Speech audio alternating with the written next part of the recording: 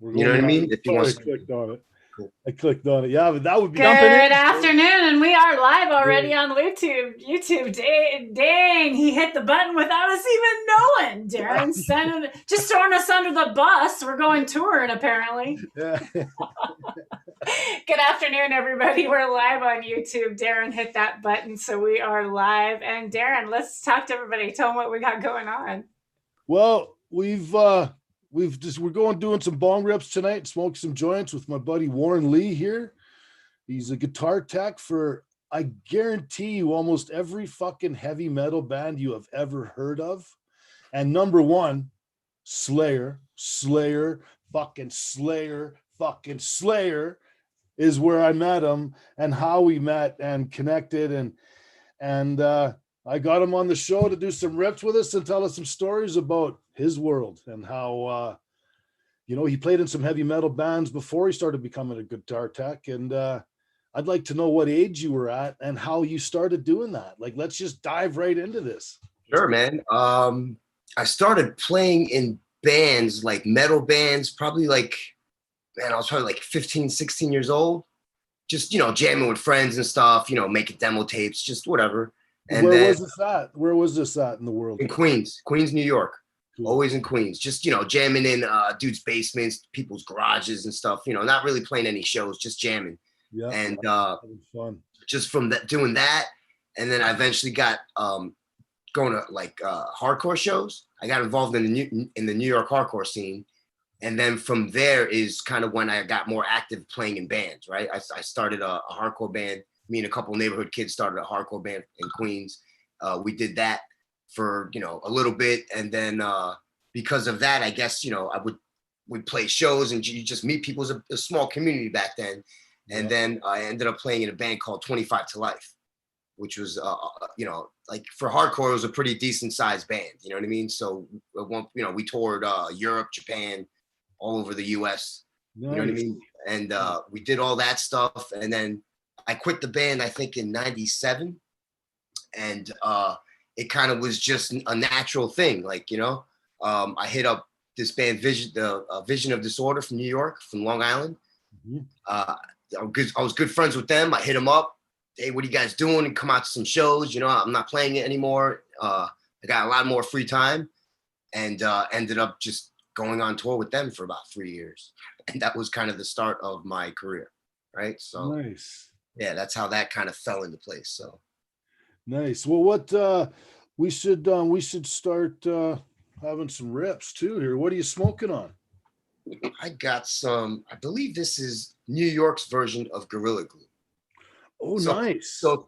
So the rest of the world has strains, right? In New York, we take those strains and then rename them, and it's something else. And it's never really the real right strain of that, but it's kind of like an offshoot. You know what I mean? So the price point. Yeah, it's just weird here, man. The industry here is very different than everywhere else. Everyone is all about the strains and the hybrids and the sativas, whatever it is, the indica, whatever you like. Yeah. Here it's just kind of like, whatever the latest strain is, you take Gorilla Glue, right? That's everywhere in the world. It's Gorilla Glue, but here it's called Gorilla Mints.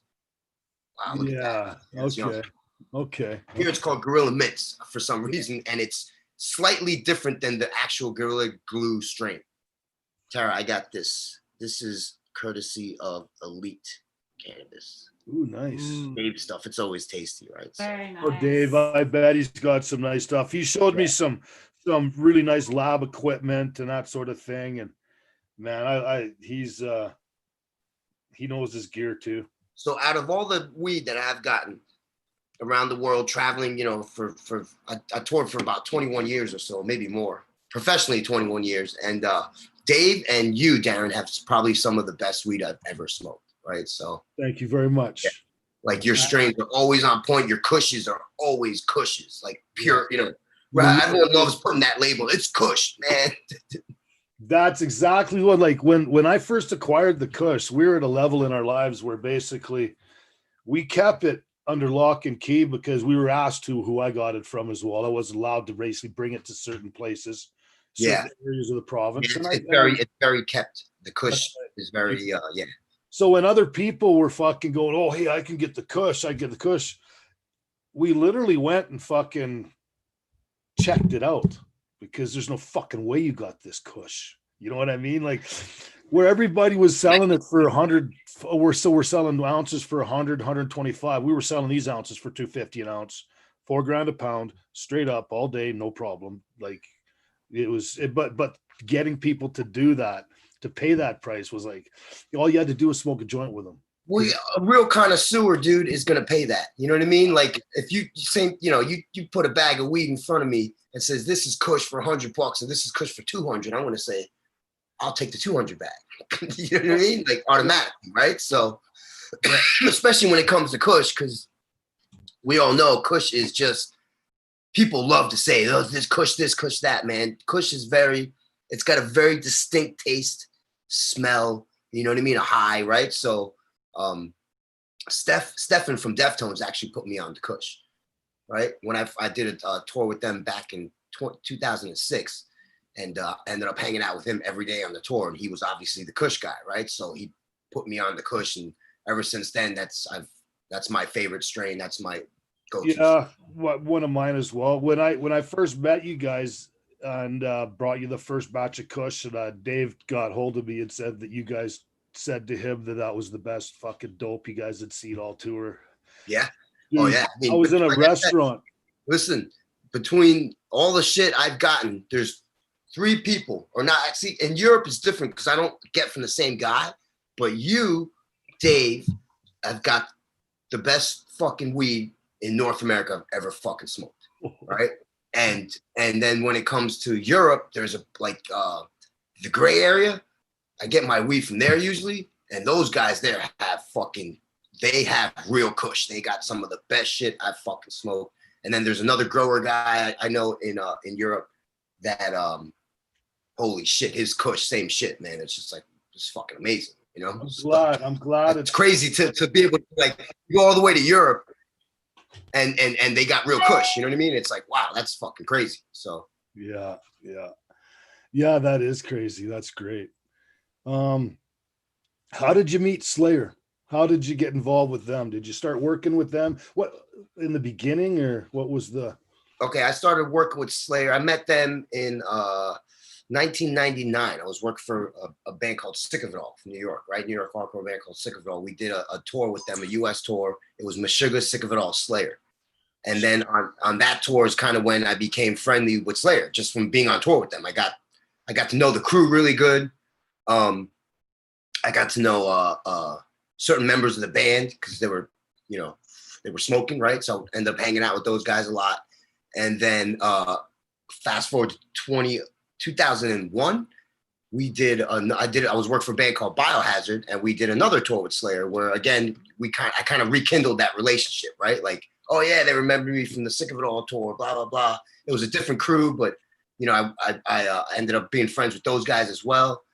And then in 2003, I was working for Hatebreed, and we did another tour with Slayer, right? And this time, 2 of my best friends in the touring world were on that crew, on Slayer's crew, right? And then that tour that's when I really got in with them. And then the next year, the guitar tech left to do Guns N' Roses. So I kind of just, boom, they pulled me into the opening, right? The position opened up, I got pulled in. It just kind of seemed like the most logical thing to do for them, right? So cool. Yeah. I mean, they could have hired like a pro, because at that time I definitely was not a pro. I was just starting out. I was still real young, learning. And they actually made a conscious decision to say, you know what, let's give the kid a chance. And they gave me a chance, and I lasted with them for 16 years. Fuck yeah, man.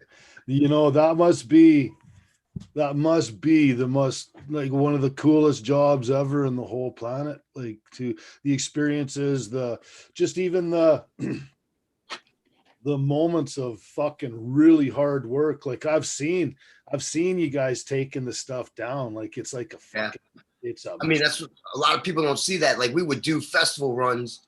Fuck, man, we do 4 or 5 shows in a row. We would sleep the crew would sleep an hour a night if we're lucky, or whatever the flight was to the next gig or whatever, you know, if we were lucky, we had an overnight drive, you know what I mean? So, and you would just go and just, it would, you know, there was tours, man. There was one tour, we did 28 flights in 21 days. Whoa. Wow. Whoa. You know what I mean? So by the end of that tour, it was only three weeks, but after that tour, we were fucking wrecked. Everybody was wrecked, you know? So, You know, Slayer is literally the godfather of heavy metal, correct? to me, yeah, in my opinion, they're the band that, you know, there's two bands. There's Black Sabbath, who kind of started it all, right? Of course. The end all be all. That's always Black Sabbath to me. That's just my opinion, is the end all be all for heavy music, right? And then Slayer basically wrote the book on the formula of how to be heavy. You know what I mean? Like, yeah, there's bands that are faster than them, more technical or whatever. You know what I mean? Harder, heavier, whatever. But Slayer, wow, look at that. That looks yummy. But for Slayer, the time the era they came out, just the way they sounded, their whole everything about them, they just wrote the book on how to be a heavy band. I'm literally getting goosebumps up the side of my head right now from remembering when I first heard it. The Die by the Sword, Show No Mercy album and stuff like that. I couldn't believe the noises that was coming out of the stereo that gave me the feelings that I had, like the emotions, like the holy fuck, let's fucking wreck this place. Like, I mean, we did. When I got put onto to Metallica first, right? That was kind of like the first heavy metal band that I was like, oh wow, you know, this is like heavier stuff out there, right? Before I thought like AC/DC and Guns N' Roses was the heaviest stuff. You know what I mean? I had the Black Sabbath, Bloody Sabbath. My grandma gave to me for my 13th birthday, a cassette, and it was something I never heard before, and it was weird old heavy metal that I did. Like, I was listening to Quiet Riot and Judas Priest, exactly. And all that stuff, right? That was some heavy metal then, right? And Twisted Sister, and you know, all that stuff. And then it was Metallica. And then they came. Who was after Metallica? Like it was Megadeth and Metallica, and Pantera. You know, but they all came after Slayer too, though, right?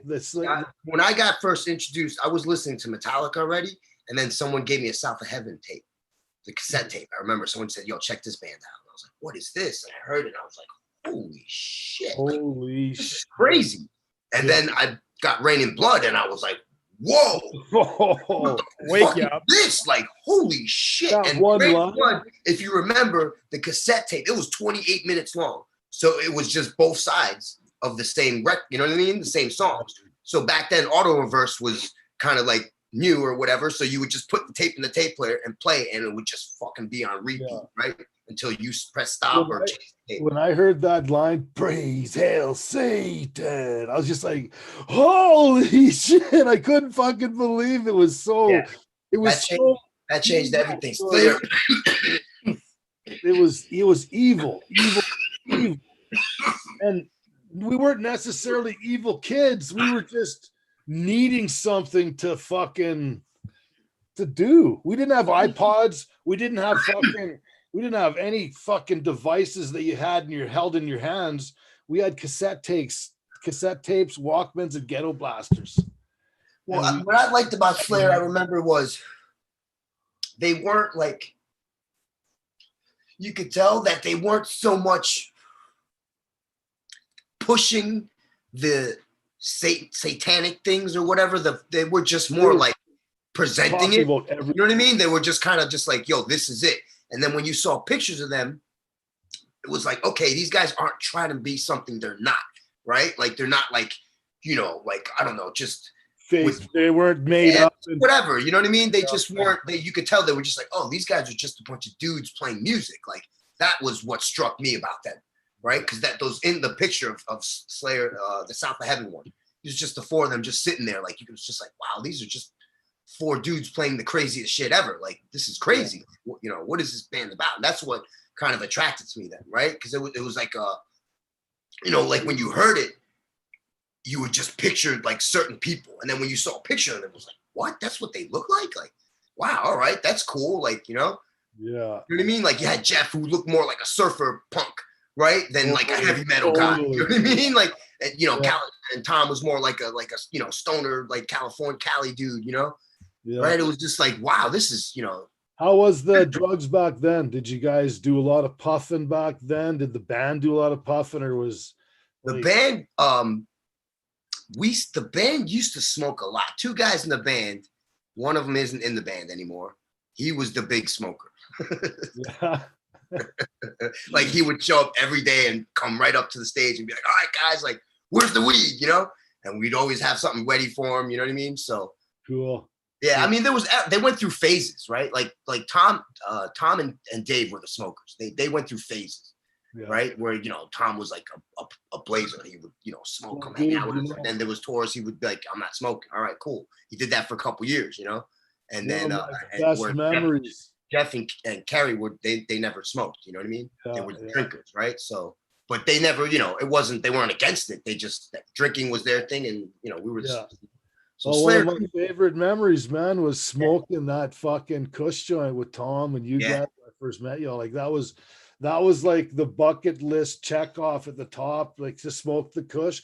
I had that Kush, drove down from Prince George 9 hours away. 9 hours, to fucking get that to you guys, to make sure we had you the freshest, nicest batch we could get ever. Oh, that weed was so, I remember I was like, as soon as I opened the jar, it smelled like, whoa.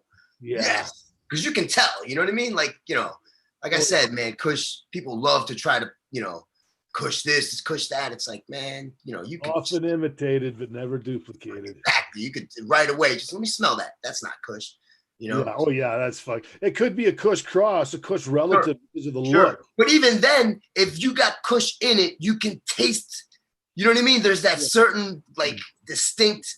Yeah. I can't explain it. You know, it's just dominating. Fucking high taste, man. So, you know, and you know, I'm definitely a Kush snob, right? So, earthy heaviness to it, a little bit of gas and fuel, right? And just those undertones, and it's almost a little pepper in behind, a little bit of like. Yeah, it's Drake. You know, it's like it's just that heavy. Like you can always taste it as soon as you smoke it or smell it. It's always like, oh, okay, I know what this is. Like, you know, all right, cool. It doesn't matter if it's just a slight strain of it. If it's in there, you can taste it, you know? Speaking of tasting, y'all, we missed 420 somewhere. I say it's time for another dab. Oh, my goodness, it is. I have to go in on the straw now. Yo, I went to the dispensary today, and let me tell you, look at the color of this straw, Nana. Tara went to the dispensary today because yesterday I was bragging up so hard. You made me jealous. I got 6 different kinds of flavors from the dispensary from craft growers, craft companies that are now supplying these BC. That's cool. That's the way it should be, man. Man, it's proper shit. It's nice. I get really fucking high off this stuff, and the price points were normal. Your shit should be in stores. You know what I mean? You know how to grow shit, especially now it's legal, man. They should be coming to dudes like you and say, hey, man, like, you know, we want your shit in. Like, you should have a section, like, you know, whatever. Fucking. One day I will. They can't afford them. Yeah. No, you know what? It would actually be cheap as long as I wasn't just being exploited or taken advantage of. Because with 2022 coming along, we got farm gate status, so we might have some things coming together for you. Who knows? Actually, that a little bit, Drake. Explain that to Warren. What we could possibly be doing here in BC. Well, yeah, in BC specifically, has that been like since the legalization? These things are coming ahead. Nationwide, has it been like a big, you know, difference for you guys? And it's been a fuck around 100% for guys like us. We spent probably $500,000 over 3 years trying to get in on our end of it and do what we needed to do to be shut down in the end and fucked right over.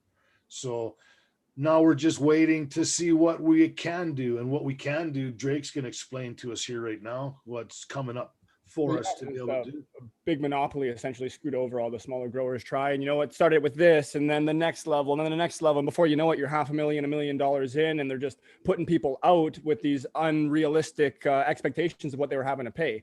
But now they're coming up with a new new set for the smaller grower, the mom and pop kind of scenario. So it's still going to leave people that are doing like the like Darren's path, the micro facility. It's still going to leave them kind of where they are and have their own set of regulations and their own distribution points. But for the mom and pop shops or anyone that's a smaller grower, they haven't quite released what size exactly or how much it'll be. But there's supposedly going to be a pretty affordable license, kind of in comparison or in contrast to, like, say, if you were really good at brewing your own home brew, it's pretty simple to go out there and get a business license and fire that up and get that rocking. It'll be similar to that. And farm gate means you'll be able to sell from your production site. Generally, it's for farmers so they can have like a little kiosk at their front yard. But since it's cannabis, you're not going to be quite so liberal with it. But you can sell from your production place and for all the small time growers. So move on down here and light up a little place and have a blast growing it and sell it to all your neighbors and file your taxes legally. And that's the way it should be, man. I mean, it's got to be, it shouldn't be any other controlled by one or two entities. You know what I mean? Like, there's dudes like you and Dave and I've been in the game for years, man, before all this fucking, living the life under fucking pressure that you literally, like there's all forms of this stuff. The PTSD that you live with in the days of growing weed because it started to stink, like getting the crops out too early before they were ready. They burnt dirty. They fucked, like, it was just, I still walk past my patio window going to my backyard and see out of the corner of my eye and look for that yellow stripe on that leg from the fucking like, it's just a normal way of thinking. Sure. Because I've lived it for so long in the pre-prohibition days. And we survived it. Gotten shit for it a few times, but fuck you, coppers. We did it anyways. We stuck to our guns. We were never hurting anybody. So naturally, we never really thought we were being taught a lesson. We just thought we were being fucked over. Well, that's exactly what it is, right? And like, there's so many people out there that have done nothing malicious at all, and they're completely law-abiding, taxpayers, and hardworking, citizens. But then they also grow their cannabis and they also provide to their neighbors and to their community because they feel that that's helping. So if that person that's doing all those other things and they're contributing to society and they're paying their tax and they don't feel they're doing anything wrong, providing people this medicine and providing people this service, well, then it's not them that's breaking the law; it's a law that's unjust. But that's another battle to win in court, but you got to fight for it. Yeah, sure. I mean, the fact that cannabis is even illegal to begin with is a whole nother discussion, dude. It's like, we can get into that. That's a whole nother, like, first of all, that's why I was like, people, you got to vote and, make sure it's legal, whatever. It's like, man, it shouldn't be, I shouldn't have to do that to begin with. Like, what are you talking about, man? Like, this shit shouldn't even be illegal to begin with, man. And nobody understands that. You know what I mean? And, people should kind of look into the history of it and understand the stigma that was created, out of basically propaganda, about a product that, man, probably could have fucking changed the world if we had kept going with it instead of making it illegal, because let's not even talk the weed. Let's just talk about hemp, period, right? Well, just imagine now the hemp back in those days was being fed to all of the farm animals and everything else, which in turn was in all of the milk and all of the meats and all of the eggs and the produce and composts and right down to the fucking shit coming out of their asses, making the fucking fertilizer for the shit to grow good, was all involved with fucking hemp. So just imagine a world full of that still in, and back then processed when they had the license and the patent to cure cancer, that Nixon put the fucking thing on the shelf and made it illegal, class 1 drug, and fucked everybody over. That son of a bitch. Well, and that's why we have, or it's suspected as to why we have so much of what Ethan Russo coined the endocannabinoid deficiency. And that's because now that we're not ingesting all of these meats and all these different stuff that the animals have had, the hemp, and been eating that, getting all the amino acids and all the good. Now they've got steroids and we're not getting any of that. And then most people aren't getting out into nature. Most people aren't seeing enough sun and vitamin D. So it's like now you compound all that stuff, and then we're maybe coming up with a lot more illnesses. Yeah, I kind of relate it. Like, everyone talks about this fucking whatever, but they don't talk about staying healthy. They don't talk Yeah. about eating right. Well, exactly. And getting- I was just gonna say, it's like taking out a vitamin. Like if you were actually a deficiency of vitamin C, what if they didn't know about vitamin C and it was in something and they took it out? It's just like the endocannabinoid system. That's why we're deficiency in that, right? Exactly what you're saying. Like nobody's talking about getting healthy and producing healthiness. They're all talking about let's have a vaccine and hopefully this somebody's gonna save us. Well, you know what it says Hold to on, me, wait, what naturally. So the same thing with the vaccine that we have for the flu, the vaccine that we have for the common cold, or the vaccine that we have for every virus that exists that we, yeah, I'm waiting for that vaccine still. Well, you know, naturally, what I think a lot of people have leaned towards doing is taking charge of their own personal care, their own cupboards, their own preservations, and that sort of stuff. They're actually like I'm doing it's put me in the mindset of doing that. And I've been on a fucking canning and preserving fucking spree, man. I got a shitload of stuff and empty jars I can't wait to fill up. I've been thinking today which one I want to do, but I'm literally dealing with a fucking massive snowstorm out there right now. Oh wow! All right, that's So crazy. I'm just waiting for it to die down. I'll wait till it's tonight, then I'll go do a little late shopping because it's pretty COVIDed up here. Everybody's masking up. It's mandatory where you go and Well, yeah. Listen, fines and if everything. you go right now in this day and age, if you go outside and in public, man, put a fucking mask on. It doesn't matter what you believe in. Just fucking put a fucking mask on, right? Yeah, for sure. Like, you know what I mean? Just don't be part of the problem, man. It's not about your opinion right now. It's just, dude, just don't be part of the problem. What's the I seen someone trying to argue and I just was like, I grabbed my mask where they had them at the door for you. And I was like, we're supposed to wear these. So yeah, it's mandatory, sir. I'm like, I put it on one ear, I put it on the other. It's like pretty easy to put on over my nose. Okay, man, no problem. How fucking hard is that? Why if people just want to argue this day and age, right? Like we could get into that part of this fucking world here and get fucking all the Karens out and fucking all the butt hurts. Fuck it, we'll stop right now with that because we can. Right now, we'll just get all the awesome Slayer stories out. How about that? Yeah, let's get back to Slayer, buddy. Sure, man. So, how about a crazy story, man? Man, Yeah. what? Okay, like you're literally, you guys are. What about just the coolest city you've ever been to? The most memorable city you've ever been to? Start there. That, man, And it could be from experience, not from city. Probably Amsterdam, right? I've been there a lot, and I remember the first time I went there was like, what? A place like this exists? Like, I can't believe it. This is like paradise, Vancouver now, or what? Yeah. I lived in Vancouver, right? So, for a couple of years. So, I really enjoy Vancouver. As I said, I wish I could live there again. Actually. Yeah, I love Vancouver too. Yeah. Yeah.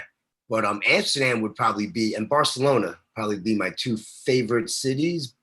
But again, I'd have to think about that. There's a lot. That's hard to say, man, because there's, Now, is that because of the weed availability at both places? Just Amsterdam. I like the vibe of the city. You know what I mean? I just enjoyed the vibe of that country and that city in particular. It's just very friendly. We got a question in the chat. I know you're a guitar tech, but what was your job with Slayer? I know what you were doing. I got video of you doing your fucking dude. So when I first started out, I worked for Tom and Jeff. I took care of Tom's basses and Jeff's guitars. Yeah. And then I got moved to just taking care of Tom, but stage managing. And then eventually, because we went through a gamut of people that just Jeff didn't gel with. We went through like 3 or 4 guys. I eventually, by default, ended up taking care of Jeff again, and then until he couldn't play anymore, right? Because he got that spider bite or whatever, and he couldn't tour. And then I eventually, they kept me along, thank God, fucking to work for Gary, right? So cool. Kerry was actually cool enough. Kerry actually called me. Right when all that shit went down, he called me. He was like, "Hey, listen, you're not out of a gig.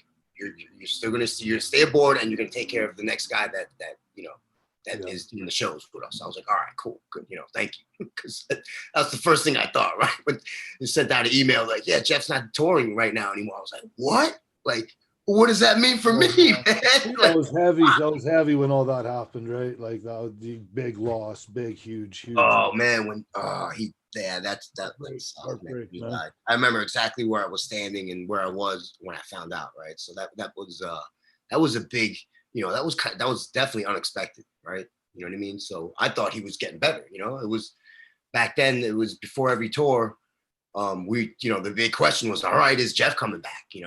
Every tour was like, all right, is Jeff coming back? Like, because we would have to reset the gear because it was already set to how Gary liked it, right? So, every tour was like, all right, is Jeff coming back? Do we have to reset the gear? Like, no, he's not coming back. And then, come find out he died. It was like, oh man, that sucked. That really sucked, man. Yeah. That kind of was out of nowhere, right? It was definitely not.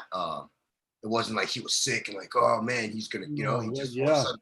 I remember I was expecting him to get like it's like these guys are like super fucking heroes to me when I was younger, man. Like literally, it's like, oh no way that kid. What? I didn't believe it when I heard it. It was literally I was married at the time. My ex-wife told me, she said something was posted on Facebook about it, and I was like, what? And then that's when my phone was kind of plugged in somewhere. And I went and grabbed it and I saw all these, missed calls, right? And I was just like, oh man, sucked. Yeah. But he's jamming with Don right now, probably. Oh, he's well remembered, man. Yeah. Those two fucking guys are doing that right. What do you think those two fucking guys are talking about and drinking and just jamming the riffs that are coming out between those two fucking guys right now? With Lemmy up there too, fucking with his lyrics. Oh my god, man. Benny too, like it's a super band up there, bro. They're jamming right now, dude. Yeah, you bet. You know what? Let's do it. Let's do a hit to all of them in honor of all of them because fuck yes. Like the one thing that I was so glad I got to say to Tom was like to meet him, to smoke, do that stuff. And then like literally Slayer's been with every heartache and heartfelt and up and down, fist fights, parties, fucking destroying homes, like fucking crazy shit. Yeah, they've had a crazy. Slayer's been there with me through all of it. It was like wow. And Tom said, he's like, that's I hear that a lot. Like that's one of the cool things, right? Some of the cool things are like when we meet soldiers sometimes, right? They come to shows and they're like, yeah, man, we're fucking blasting Slayer all day. Yeah. Shit, it's just like, wow, that's fucking crazy, man.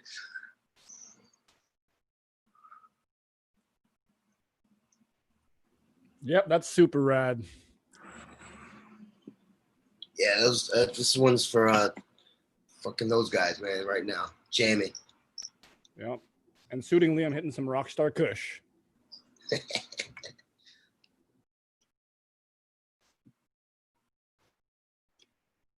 You're muted, D. Every one of your shows that you got attended to in every city, Slayer brings out the most hardcorest motherfuckers that go to concerts. If they don't go to any other concerts, they go to Slayer. Yeah. That's how it was when I was a kid growing up, man. There was a venue called the Roseland in New York, and they had these bathrooms downstairs, right? And it was like, big bathrooms, and there would be like a row of like 12 sinks lined up and 12 urinals, behind it. And you'd go in the bathroom to take a leak, during the show, and holy fuck, every single fucking sink was just blood. People just spitting blood or bleeding, right? But everyone was having a good time.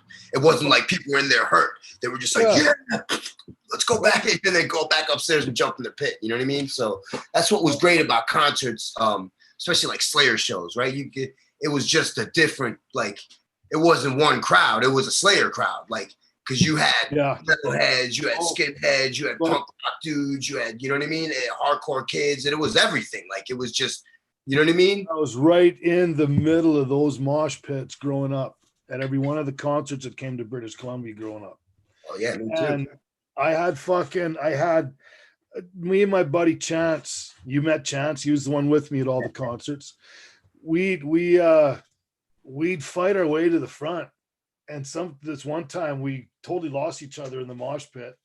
We got our way to the front and everything like that. We got to the front gate, right to the cage, right up front.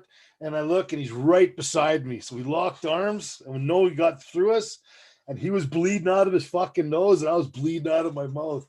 We were both just fucking covered in blood. And it was just like, it was a badge of honor. It was fun. You had fun. It was a good time, man. You know, it wasn't. It was a good way to let your aggression out too, right? You know what I mean? The energy of the fucking pit after the concert, like, okay, the ones that I was going to when I was bringing you guys all your package there for good smoking and some edibles and stuff. I'll get Al the Alchemist on here next time too. Oh yeah, we got to get Al on here for sure, man. Yeah, great dude. And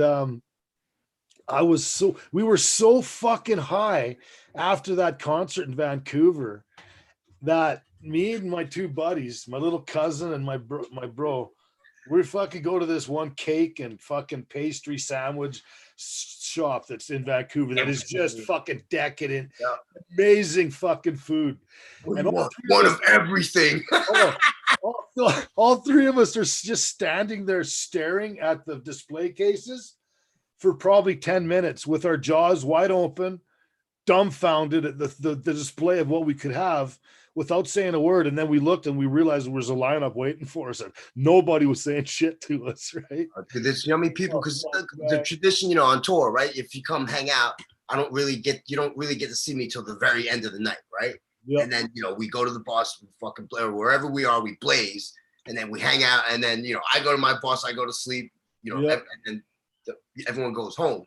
Man, how many times I've gotten that text, like, you know, 20 minutes later, where it's just like pictures of it, like, you know, them at a truck stop or a restaurant or something, eating something, because they're just like, yo, I got so blazed, like, we're so, you know what I mean? My friend, I remember we did that, my friend Cubby, man, she's the best. It was her and Kelly, and they came, hung out, and we fucking got lit, and sure shit, you know, they left or whatever, and 20 minutes later they're texting me pictures of them eating like these huge fucking burgers at a restaurant. It's so fucking funny. It's like, yeah, that's usually what happens, man. As soon as you leave, you go fucking eat, right? So like he's like when he's saying blazing, he's not talking smoking a joint or two.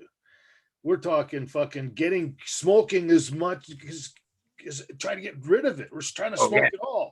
That and yeah, you both. If you come hang out with me on tour, you know, man, you're not smoking one joint. You know, you're not coming hang out and smoking one. We're smoking 20 joints. Yeah. We're smoking 15 joints with a bunch of dabs in between all that, right? So, and we're fucking, you know, we're laughing, we're having a good time, right? So, speaking of dabs, when was your first dab? Do you remember? Okay, so so my very first dab ever was my buddy Jesse that played in a band called Emure, right? He was a Queens kid or whatever. He doesn't live here anymore, but he put me on to the first time a dab, right? Like, but for some reason, like, it just didn't like hit me. Like, it was like, okay, yeah, this is okay, but you know, yeah, all right, sure. But the whole thing turned me off because it was like, you know, a blowtorch. It was like, what? What is that, man? Like, what? My kid asked me, Dad, what are you doing? I didn't understand the concept of, you know, extraction yet, right? So I was just like, what? That looks like crack. I'm not smoking that. Like, what are you talking about, you know? And then I think the second time was probably I was on tour with Hatebreed, and it was in Denver, of course, right? Some dude came with a whole big dab rig, and you know, whatever. And I took a fucking dab, and that was when I really, for the first time, because I remember I like cold sweats. I was like, oh my God. I had to sit down for 5 minutes. And I was like, what the fuck? God, I think I got too high. Like, I think I got too fucking high. And I'm for Hatebreed, I'm the stage manager, right? So I'm doing shit all day, right? So at one point I remember being like, holy fuck, I can't finish my job tonight. Like, I'm too fucked up right now. Like, you know, but then 5 minutes later, I fucking, you know, smack myself. Like, all right, yeah, I'm good. Like, wow, that was fucking amazing. Like, Yeah, are you sticking around after the show? Let me talk to you after the show. Yeah, man. exactly. But that was great. And then we weren't really big dabbers until we met Dave Bonvillain. You know, we attempted to dab, but we had no idea what the fuck we were doing. You know what I mean? And it was like people that would come see us, you know, we weren't known for dabbing, right? So nobody would ever have dabs for us, you know? So it was always just flour, you know, and hash and whatever, right? Well, you know, and then when Dave came around, he fucking showed us he opened the doors to the illustrious wonders of dabbing. when Right? did Dave come into the picture there? What's that?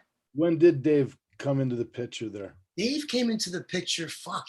Man, we'd have to get him on next time to be exact, but it was probably the last couple of years, like 2 or 3 years he was around. Yeah. You know, Yeah. he came around and me and him just kind of bonded and we gelled, man. And he, you know, he was fucking. Not only did he come with a bunch of fucking shit, man, to fucking, you know, give us, but he was a nice guy. He ended up being like a really cool and nice guy, right? So I ended up fucking loving him. And then that was kind of at the end of a cycle. And then when we started back up, I kind of was like, yo, I'm not going on tour unless he comes with us. Because in that time off, we had kept in touch and became really good friends. So by the time we started back up, like we were fucking super good friends, right? So you know what I mean? But if you know, it was cool. Everyone liked him. You know, the B ended up being fucking. Everyone loved him, right? So ended up being a blessing because he ended up fucking saving our ass by taking care of Kerry for a couple tours, right? So. And how is Kerry to work for or work with or like? Kerry King? Kerry King is probably one of the fucking realest and just genuine and, you know, nicest guys in the business, right? Everyone's always like, oh my God, it's Kerry King. It's like, man, it's just him. You know, he's just this dude that fucking plays guitar and rips, you know? And he's you know, he's business. You know what I mean? He's all about like, you better have your shit on point. It's like, you know what I mean? You can't go out there having his shit all flubby and out of tune or fucking not knowing exactly what he likes. You know, you better just be on point, you know? I had a short conversation with him when they were doing a sound check after he did Die by the Sword fucking sound check. It was fucking awesome. I got it recorded and everything, video recorded, and sounds deadly. And we were talking about the beards and all that sort of stuff, and he seemed like a pretty cool guy. I heard He's nightmares very about down him to earth. from a couple people that met him, and they were like, "Oh no, he was mean to me," and I was like, "Well, you might have been a bit of a dick or a fanboy type thing and overdoing it. Who knows?" Here's the thing, man. He can be a little standoff, right? If you don't know him, but once you break that ice and you're like, you know, he knows you, man, he's, you know, he's cool. And you know what? I've never seen him be mean or shit to anyone. You know what I mean? I didn't get that vibe from him through all the. I think I did this for you guys like 4 times or something like that, 4 different tours or 3 different tours, and got to see you guys in that. And he was always nice to me, man. There's never. He's a good dude, man. Yeah, I got a good vibe from the whole fucking situation, man. Every time. Hey, Craig, how you doing? Dude, he's also the last guy usually out of the venue for band guys, right? Yeah. And it's usually, you know, pretty late depending on their schedule because he's, you know, he's hanging out, drinking, having a good time or whatever. Yeah. And he, bro, he'll come out and there'll be people lined up waiting to, you know, for him to sign shit. And he'll fucking, you know, he'll go on the bus, put his shit away, come back down and sign everyone's shit. Fucking A. So that's like I've seen him do that, right? You know, like the stuff. There's, you know, the way I look at anybody that has anything negative to say about anybody else, I always wonder what the other side of the story. Well, here's the thing. Okay, when you know, that person that you think that you're meeting, you know, you kind of like idolize or whatever. You know, you grew up seeing him on playing shows on stage and on TV screens or you know, in magazines or whatever, like, you know, so you have that certain connection with that guy, right? Because that's, you know, fucking dude, right? But yo, guess what, bro? He doesn't know you. You know what I mean? Not a clue. He doesn't have that connection. right? Yeah. So when you come at him a certain way, that shit think about it, man. If you're just some dude and some dude you don't know comes up and acts like he's your best friend, it's like, what? And boing and all over. Like, who are you, man? You know what I mean? Hey, So you know, people forget that, like, you know, and yeah, granted, you know, he's a rock star in the sense that he's a famous band dude or whatever, you know, but he's also a regular guy too, right? So, I mean, you know, maybe you fucking came at him weird, or maybe he had a bad day, man. I don't fucking know. Sure they did. You know, whatever. Maybe he was just, you know, fucking making a joke. I don't know. I personally can't say because I wasn't there, but fuck, man, you can't judge, you know, people like that. No. From the one time you met him, you know what I mean? Because how the fuck do you know what? Maybe he just got off the phone with his wife and fucking he got yelled at or something, or got in a fight or whatever, and he turned around. Next thing you know, you're there asking for something. It's like, fuck you, man. You know? Yeah. I don't know, man. Right? That's just normal. You know what I mean? So that's what I said to the guy. I'm like, you know, you had to have done something, because like for myself, when I got sorry, I'm not blaming that person, but I'm just saying you got to think of the mind frame of the person you approached. You know what I mean? Maybe he was having a bad day, and he, you know, again, and you coming in as a fan, having this connection with this guy, you got to remember that dude doesn't have that connection with you. So there might not be that connection that you think is going to happen. You know what I mean? There's the fan boy reaction to the situation too, when you first get to meet these guys, and like inside for myself, when we were smoking in the change room and I was remaining calm and cool, collected, inside on your head, you're like, fangirl, just screaming. Yeah, just like, oh my God, you know, just fucking losing it inside my brain. But fucking maintaining and everything, because, you know, I know that's not gonna fucking. Well, listen, bro, if it makes you feel better, there's moments, and I worked for the band for 16 fucking years, all right? And there was still moments in time where I'd be in the dressing room hanging out, doing a shot with Kerry, smoking a joint in the bathroom or whatever, and just being like, how the fuck did I end up here? Like, you know, what am I, like, this is crazy, man. Like, dude, it's like, if you told me as a kid that I would spend fucking half my career, you know, as a touring professional with fucking Slayer, I would have been like, what are you, nuts? Like, you know what I mean? So, hey, man, you know, it was a fun ride, right? So, but what's cool is, you know, they're just regular dudes. That's the best part about it.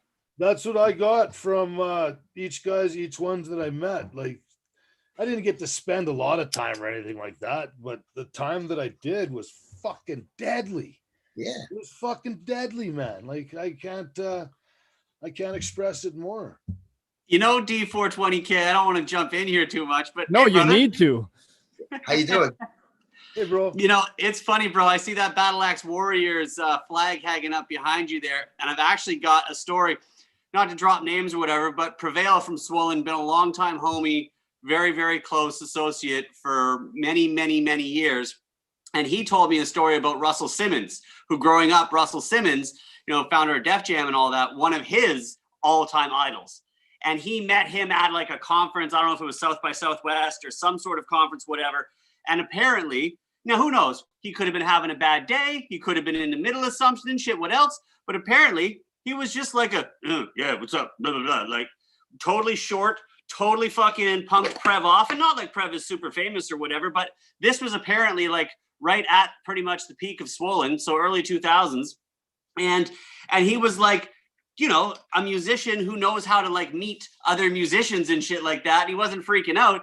He was like, happened to be apparently passing Russell at like the same conference kind of thing. And they were like basically standing side by side for a few minutes. And he was just, hey man, just want to say, you know, big fan. You've been a big inspiration. Thank you. And he was just apparently hearing the story, you know, from Prev, he was just like, yeah, whatever, cool, dude. And just totally dismissed it. And Prev was like, just fucking crushed him.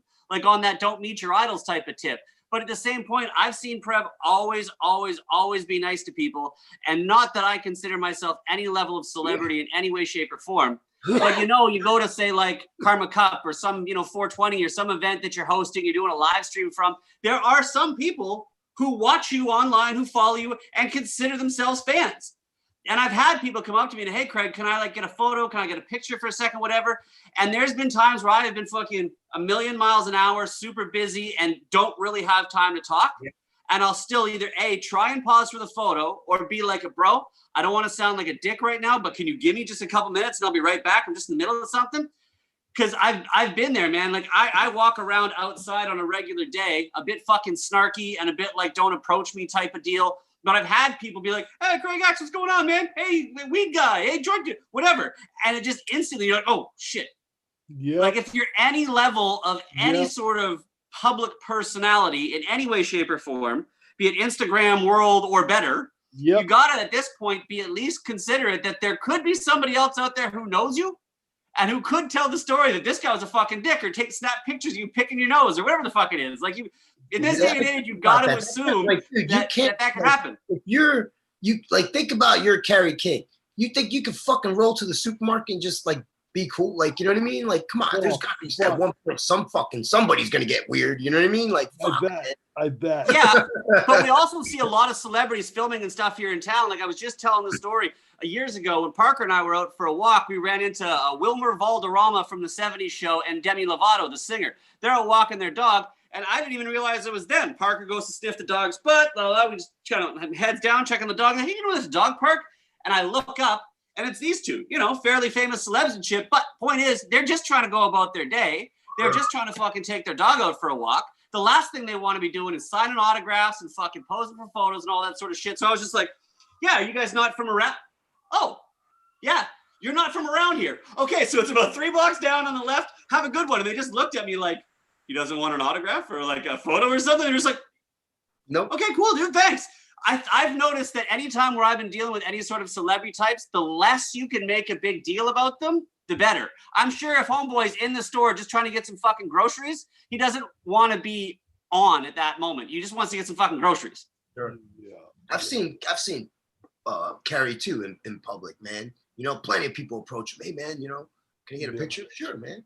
Yeah, most people are going to be good about it unless they're having a rotten time. Or it's in the middle of dinner, or you're like holding your kid or some shit, or trying to load groceries in the trunk. You know, in that dinner, like, you know, with your girl or whatever, with your friends or something, and some dude comes up and interrupts you to ask for an autograph. It's like, yo, think about, dude, don't interrupt the guy. Wait till at least after dinner. In the middle of you know what I mean? Like when he's leaving or something, you know? It's just like, come on, man, you know? Yeah, but the worst thing is to be somebody public and be out there somewhere and like, not that you just like want the attention, but when you stop getting it, period. That day that nobody asks you for your autograph anymore, that's a bit of a fucking, okay.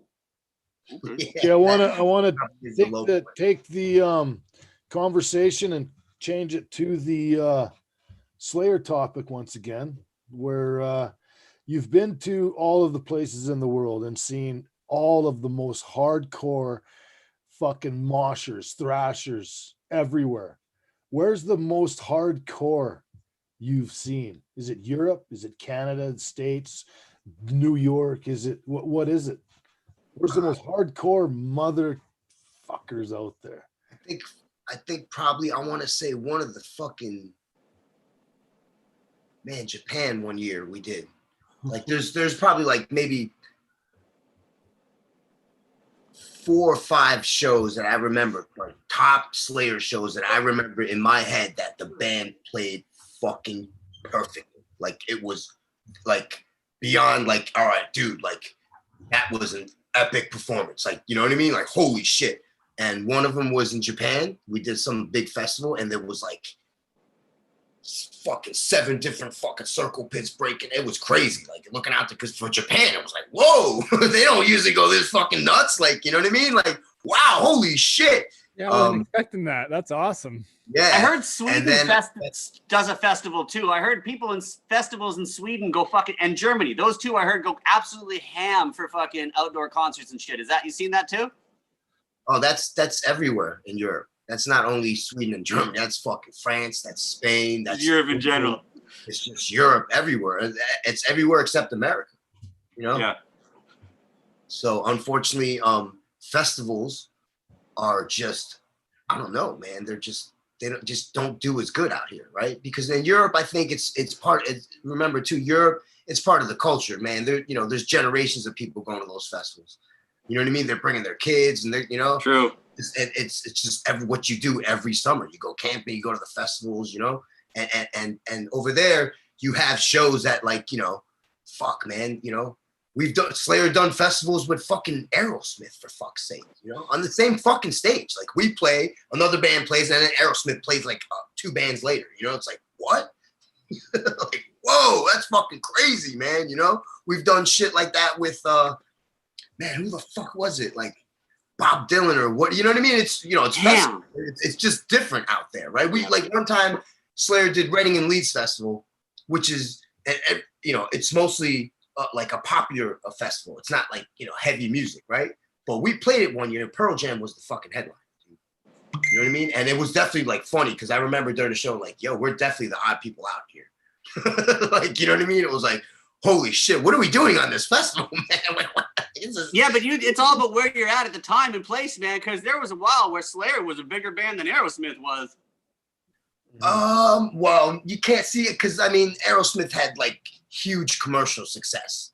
You know what I mean? So I don't know, man. At one point, maybe success. You know, the band was more popular than Aerosmith, but as a whole, Aerosmith was sold way more fucking records. You know what I mean? Like they've been around a long time. You know what I mean?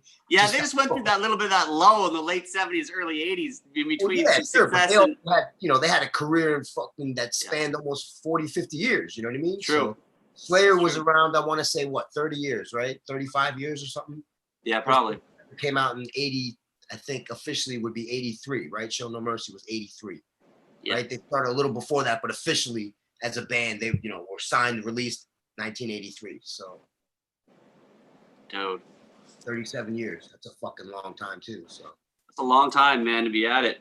And I'm sure the band at one point in their career had lows, right? You know, so right. Oh, I think everybody does, man. Yeah, you know. So, but I mean, God, Aerosmith, fucking holy shit! They just that one record.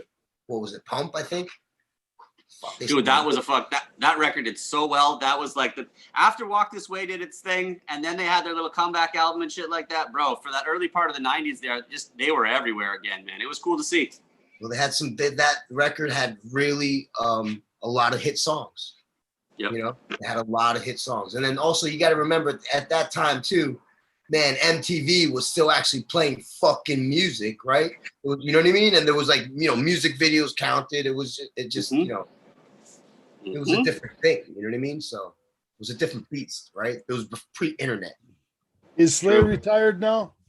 Yeah, they're done, dude. It's over. They're gonna do. You know, like as much as I'm the whole world doesn't want them to go. I know it. I don't want them to go either, but I want them to fucking have a good life and enjoy what they got right now and fucking enjoy. I mean, deserve it, man. They deserve at some point you gotta. So many things they brought. So many people through so many good and bad parts of their life and everything like that. They don't even understand how much they brought us all through. And literally, like, man, I'm so happy they're actually getting to.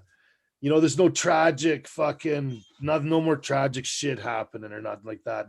Like with Jeff and that, but everything else is like they're retired, doing good for them. Right on. That was a band went through a crazy era, man. We had Armin, Kerry's guitar tech, who's my best friend too. He basically ran a lot of the shit behind the scenes with the gear and all that. He passed away. And that was like a big, huge, like, what? You know, I think it was like literally. Fuck, they were supposed to go in the studio. Oh yeah, look at that. And that got, you know, postponed. And then fucking I can't remember. Dave left the band or got quit, whatever it was, fired, left, whatever. And then Jeff died after, right? So it was kind of like a series of events that was like, holy fuck, man. What next? You know? So I guess at some point you just got to enjoy the fruits of your labor and shit. I mean, not everybody like Tony Bennett's going to be performing till they're 90 or some shit, like carrying them out and stuff. You got it. Like Darren said, a lot of people been big fans for a long, long time and would probably like to see them tour forever or like make music forever. But at some point it's okay to retire. I mean, some of these bands out there, I don't know if they ever will, but I mean, it's cool that you get to a place where you can like be comfortable enough to do that and not feel the need for either the attention or the money or the insecurity or whatever it is. Right. I think, you know, they also, to me, they also went out on top, right? They were the biggest, I think, ever in their career. Most, you know what I mean? Like, you know, big like attendance wise, concerts, record sales, everything, Oh, right? Those, man. you know what I mean? So It's just everything. Like, you know, to be in the crowds, in the mosh pits when I was younger, doing my thing, to be in the bleachers looking at it, just screaming till I can't fucking I lose my voice, you know, and then to be on stage with you, smoking the fucking doing the peak, fucking bong ripping, smoking fucking joints, during the show, watching you hand fucking guitars off to fucking Tom, and I'm just like, man, this is so fucking cool. Like, it was just, I got so much good footage of it all in that. It was like, Aaron, do you bring those up? Can you bring them up? You should bring some of those up if you can. you know, when we do another feed, We should do that. we're gonna get Dave on, and we'll get yeah, we'll get Dave on it. you guys on if we Yeah, can. We'll get a bunch of us, and we'll have another big session, and I'll bring a bunch of those videos up, and maybe these guys can bring you know, maybe you got some footage of that 7 fucking circle pit fucking thing in Japan, or what I have to That'd search. be awesome. We'll you get a know, bunch like of that that would going. be. I'm the worst person to have footage for anything because everyone's like, why did you get footage? I'm like, dude, I'm fucking busy. I Yo, wish. fuck. I look up, I'm like, holy shit, and I go back to work. You know what I mean? So Well, you know what? Like, all I got to see you do was basically smoke fucking dope with me. Take the time to smoke with me, and then boom, you're just fucking. You turn guitars. You got headphones on. You're fucking putting this up, putting that up, handing Yeah. this off. well, technology changed a lot of shit too, right, Darren? Because when I first started with them, we did all that stuff on stage behind. We had the player had the stacks of Marshalls, right, Yeah. for years. We would set up behind the Marshall. That's a perfect place for us to hide. You know, we just set up back there, and we didn't have all these in-ears and all this fucking other shit, right? I would just kind of do it by watching Dave Lombardo. That's how I would know my cues, right? Because I knew the songs, right? So I just would follow him, and I knew when, okay, cool, I gotta hit the button here, right? Because it was hard for me to hear a lot of shit. It was like, I can't fucking hear what's going on out there, man. Like, you know, what the fuck, right? But now, by now with the in-ears and technology, man, it was fucking great. I love it, man, because it just made life so much better, man. Yeah.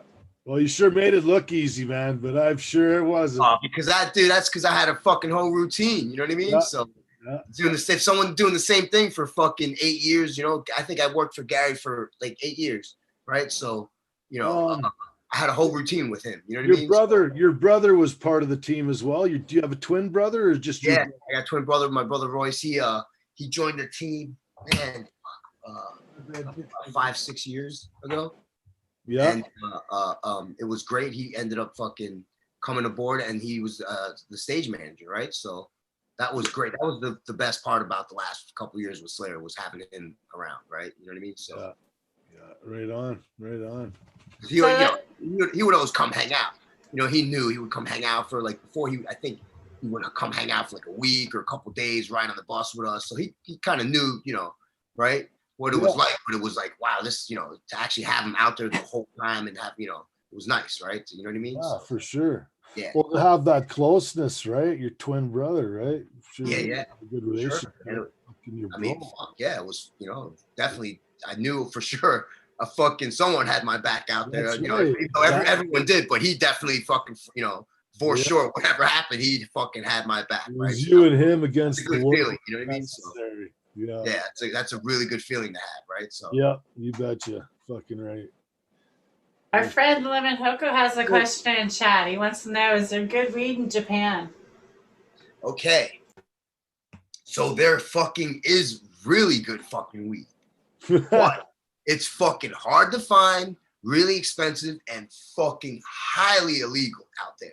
How not get fucking busted with that shit. Weed is so illegal in Japan. If you're Japanese and get caught smoking weed outside of Japan, they'll still fuck you up in Japan when you get back. Oh my god. Yeah, dude. That's how fucking weed illegal is in Japan. This in Japan right here will probably put you in jail for fucking a year or two. You might as well have got caught with a sack of fucking heroin. Same shit. How much we take for granted. Ugh. How much did it cost for how much? $100 a gram, I heard. Say, if I can remember correctly, it was probably close to $100 a gram. Yeah. That's $2,800 a fucking ounce, eh? Yeah, I mean, you unless you're out there for You got to be gangster. You got to be straight gangster to not buying fucking an have ounce, man. that. Because first of all, where the fuck are you gonna smoke that ounce of weed? And where are you gonna put it? Where are you gonna stash it? Like, there's no fucking way you can have an ounce out there, No man. fucking When you're putting rolling it in in a jar. Japan, so listen, like, Darren, you've seen how we roll, right? Fucking joints this big, fucking dabs for Yeah, everyone. man. Steady. In Japan, bro, guess what? We get an eighth and we make it last the whole trip. And you smoke out of little bowls out of apples, right? And we just do it on the down low. Yeah. You just find spots and do it. You know what I mean? For me, I've always been very open about it. You know what I mean? In the sense where I'm not like, I don't do it in front of a cop, but I also don't make it seem like I'm fucking committing a huge crime either, right? Yeah. And that usually, maybe because, I don't know, it's just because of the touring thing too. Like, they let you, like maybe if I was just by myself traveling in these random places, I would probably maybe have gotten arrested a couple times. But being that, doing the music thing, right? It's a different, it's a different vibe, right? So you get away with a little more because it's like, oh, they're rock and roll guys or whatever, it is. But How about this? Been open about smoking weed, and in Japan, it was very like, like, can we smile?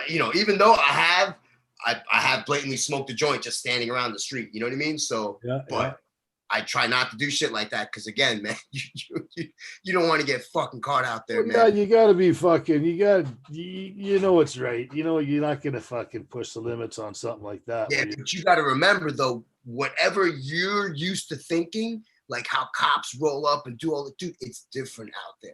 Like they'll roll up and I wasn't smoking. They'll fucking straight take you and give you a piss test or some shit. You know what I mean? Like it's crazy. It's different rules. That's what you got to remember when you're out in these other places. You got to learn, like, before you travel these different countries, man, make sure you know what the fuck before you just start busting out, like, and doing shit, because you got to make sure that if, is it worth, right? Is it fucking worth it? You know what I mean? A lot of times, like, when I first started going to Japan, it was like, you know what? Let's not even fuck with it because, bro, it's not even worth it. Of course. You're fucked. Why would you do that? Yeah, but that even happens in countries where it's not illegal. When I was in Amsterdam, like 2 years ago, out there, we were in one of the coffee shops, and I literally just like took the ounce out of my pocket that I had, put it on the table, and started rolling up. And actually, Al the Alchemist leans over and he's like, "Yo, man, you need to put that away." I was like, what? He said, you can only buy 5 grams at a time. And you basically, for all intents and purposes, just flexed on people and dropped like a fucking half pound on the table. And I was like, oh, okay. Cause I don't think of that. An ounce is not that much. So I just put that back away. And he's like, yeah, just only bring out a little bit at a time. I was like, okay, noted. But I looked over at one table and this dude is like, he's like, just fucking and he would just, I mean, dude, I walked from Amsterdam, fucking from the fucking gray area, with like through fucking all the way to wherever the fucking our bus was parked or wherever, with like a quarter pound of weed, like you know what I mean? Just like, yo, this fucking shit stinks. Let's get the fuck out of here, like, Did you have any problems?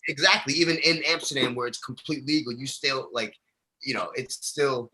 Right? There's certain rules. There's certain things you got. I mean, you can walk down the street here in Canada at the moment with 30 grams, just fucking swinging it in the wind if you want to, and no one could say shit to you. But you have 40 grams, or you have a half pound, or some shit, and that's a whole different story, right? Exactly. In Amsterdam, you got your 5 grams, they can't say shit to you. You got 50, they might want to talk. Yeah. So I mean, but then again, I've had people from Amsterdam tell me, yeah, the fuck, who cares? Like, because one time, same shit, hiding it. Put it in. They were like, dude, it's Amsterdam. Who gives a shit? Really? Okay. So it just depends, I guess, So, I think it depends what shop you're at, where you're at. If you're in a lounge full of tourists or, around the homies and the locals, I'm sure it's a different situation. Yeah. So let's touch on your websites and what you got going on during your retirement from being a guitar tech from Slayer. Oh yeah. So I got Drake, you got those things we could pop up and highlight? I got a clothing line that I'm a part of, www.pitchforkny.com, and we got all kinds of shit, vinyl. We do fucking shirts, shit like that. So if people want to check that out, and I am also a sales rep for Richter Straps, right? They make really fucking cool. There you go. There's a website for Pitchfork. If you want to check that out. Looks like some fight gear too. Like these guys. No, we just sponsor some fighters though. We Oh, sponsor yeah, all yeah. kinds of fucking dudes, like, you know. So Yeah, right on. yeah, you'll see. There's Tom was wearing fucking Pitchfork shirts for like 2 fucking years at one point, right? So Nice, there's nice. Tim Armstrong from Rancid, right? So Right on. and then I also do I work at Richter Straps, right? They do like guitar straps and bass straps. They do signature ones, custom ones, fucking really nice shit, man. You know, they got like literally shit from like, you know, $20 to fucking $150 type shit, you know? So it's really fucking cool. They got really nice shit. If people want to check that out, that's www.richterstraps.com. There it goes. And then if people want to fucking actually order something, they can actually hit me up on Facebook. Find me on Facebook, and I'll give you a discount code for that. So. And where do they find you on Facebook? Just Warren Lee on Facebook, dude. All right, man. All Yep. right. And then I'm also a licensed real estate agent in New York City. Nice. Do you have an Instagram account? Yes, I do have an Instagram account for my my personal one or my work one, whatever you want. Both. All of them. Whatever you want to put out, man. My personal Instagram is I_am_me_NYC. And then my real estate Instagram is W Lee Real Estate. Yeah, I seen you all spiffed up in a suit there. Nice. Oh yeah, dude. So Professional. yeah, I'm smoking weed right now after hours, right? So Of course, man. actually, fucking. It's almost 4:20 here. What are you talking about? The time is just perfect. Yeah, that was professional, man.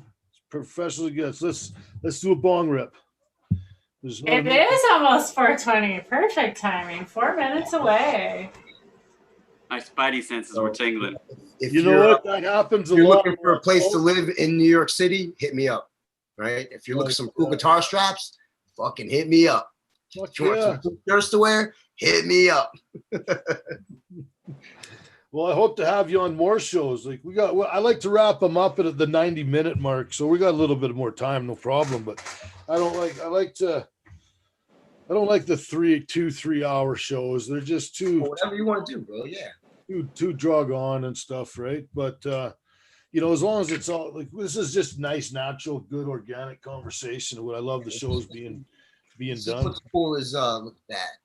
It's like we're having a conversation and other people are looking in on it, right? So. Yeah, exactly. So what years did you live in Vancouver? I can't remember. It was when I was working for Hatebreed. I can't remember what years it was. It was probably the early 2000s.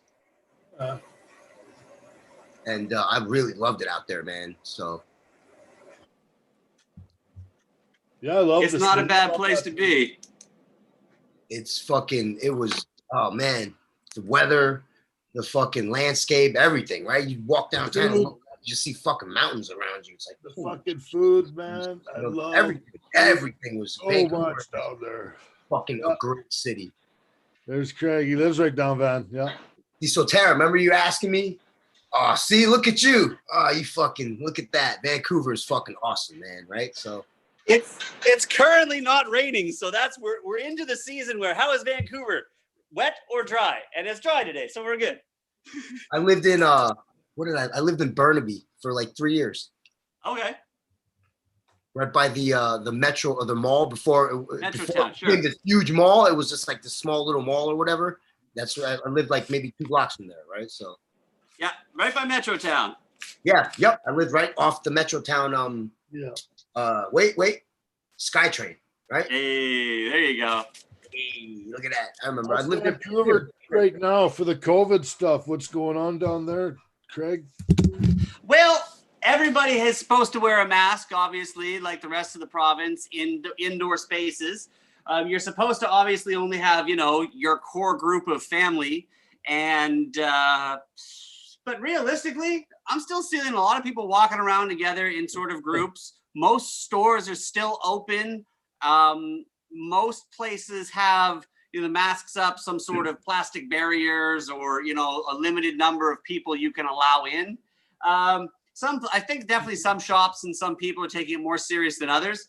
Up until a couple of weeks ago, when this whole mask thing sort of started, there was maybe like a 50-50. And now pretty much everybody is doing it. You walk around outside and some people have them off, but it's apparently the worst hit spot is out in the Fraser Valley. Oh, yeah, 420. Shit, I was supposed to roll this joint. Hey, every 420. Apparently the valley's hit a little bit harder than Vancouver.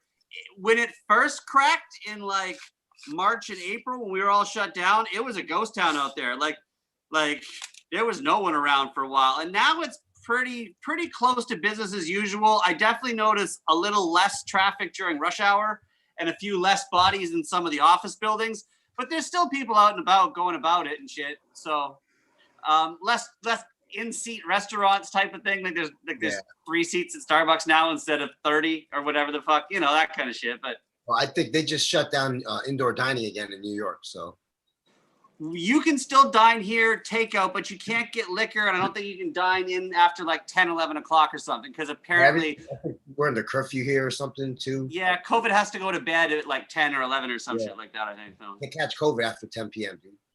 Yeah, right, exactly. Or no, you can't catch it before 10 p.m. or something. I don't fucking know. But anyway. But strip clubs, health clubs, certain types of gyms and shit are all closed. Yeah. But hair salons, restaurants, all that stuff still open. You just got to wear a mask everywhere for everything you do. So, which is fine. But you're not supposed to be, if you're like a single person like myself, you're supposed to basically be like, stay as single as you can, but you're allowed like 1 or 2 people maybe in your bubble if you're careful about it, and it's very small. And we're not supposed to travel to like other regional districts. Like I'm not supposed to drive out to Abbotsford or go to Kelowna or fucking some shit like that right now. So I'd love to come see it, Big D, but it's a long drive. That's the one thing I miss the most, right? The fucking, the traveling. From the touring, I don't miss it, but I miss it at the same time. I don't miss actually doing it, but I miss being in those places. I went to Toronto in September for Karma Cup to host that again. And I tell you, other than the usually there's 50 flights on the departing boards or where there's 2 screens of it. And that's just like the next 6, 8, 10 hours or something, right? It's not the whole day. The whole day was a screen and 3/4. And there's only 2 flights or whatever departing roughly at the same time if you're lucky.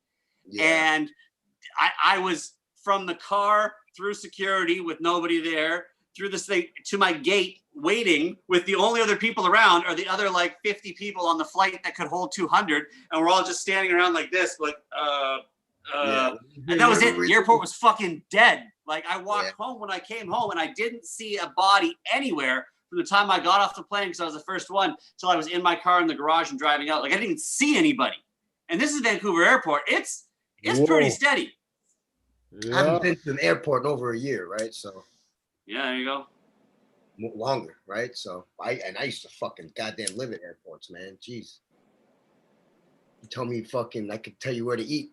Name a random airport. I could probably tell you where to go to eat. An Anthony Bourdain travel show. Yeah. Dude, straight up, man. Oh, you're flying through Helsinki? Cool. There's a fucking great ramen shop there. Right. I got through Heathrow? Oh, what terminal are you at? Oh, 5? Oh, perfect. There's a fucking Wagon Mama. Go eat some fucking, noodles there, right? So dude, but a lot of your shops at the airports right now, they're closed. When I was in there, nothing's open right now. There was nothing. Like 1 out of every 10 fucking, concessions or food vendors or whatever was open. All the rest of that shit was locked down. Oh, Darren, you'll appreciate this story, right? So in I think it was 2007 or 2008 or something, first time we ever, Slayer ever went to Colombia, Bogota, Colombia, right? We flew in, you know what I mean? We played there a couple times since then or whatever, but we flew in and dude, it was like a fucking, a building. The airport was get off the plane. It was literally a building. You know what I mean? It was literally fucking go grab your bag and you're outside. It was fucking this tiny little place. Like it was crazy. You know what I mean? I was like, whoa, this is fucking nuts. Third world stuff. And years later, fast forward, I was flying in with Rancid, and I'm telling them like, yeah, man, like this place, you know, it's not your average airport. Like, you know, don't expect like this big extravagant, whatever, right? So, you know, and we fucking land, and boom, they had built, I had no idea, but they had built El Dorado Airport, which is a big, huge modern airport, right? So that's what we flew into. I remember being like, holy shit, this place fucking changed, man. Because it was like, whoa, what the fuck happened, man? I will never forget that. Fucking blew my mind. Being able to see that difference. You know what I mean? Like, wow, man. Dude, you should have, the first couple times we flew into Colombia, holy fuck, dude. It was literally a building. You'd roll outside, after your bag, there was a fucking tank sitting across the street. Yeah. Like in the field. It was like, what the fuck, where are we, man? Yo. And then landing, you know, whatever it was, 10, 15 years later, there with Rancid, and being like, what the fuck? Holy shit, like, wow. This place changed, man. It was crazy.